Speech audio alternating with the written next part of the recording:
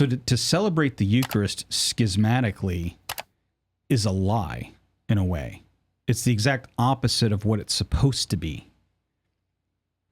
Because the Eucharist is meant to bring us united as one body, to celebrate it outside of communion with that body is an aberration. So the point being, in order to celebrate the Eucharist in a united way that is tied in unity, you have to have a means of maintaining universal unity. You can't just separate off into separate churches, because then you're separating the body of Christ from itself. And what if you try, I guess one way around this would be to try to come up with a spiritual view of the church, would it?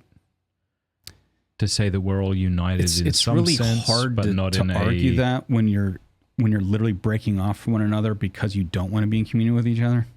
You know what I mean? Like, people can push that thing, like the whole spiritual versus corporal communion. First of all, it's against the incarnational understanding of the church. No, that's a great point. I see it. Like, Jesus is the Logos and made flesh, right? The church is, after analogously to the body of Christ, both spirit and flesh. It is visible and invisible.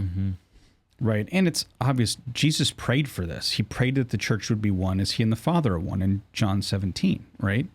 So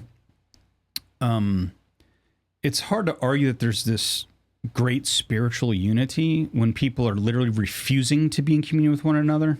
Yeah, that's interesting. Because they don't agree. Like, so it sounds nice. It does. Right. Oh, we're all one. It's all the same. Well, then why aren't we coming? Well, because no, because you guys believe in the papacy and purgatory and Mary, and like, we can't. Gotcha. Well, that's not unity. Yeah. And it's also not unity in faith, which is part of the celebration of the Eucharist, right? Or even the validity of the Eucharist, first of all, requires apostolic succession, which requires a hierarchical structure. But yeah, basically the idea is that the papacy serves the authenticity of the local Eucharistic celebrations. And that's what I was trying to argue in the thesis. That if we can understand the papacy as being a Eucharistic office, then it makes it more understandable to our Orthodox brethren, because they, along with us, have a Eucharistic ecclesiology.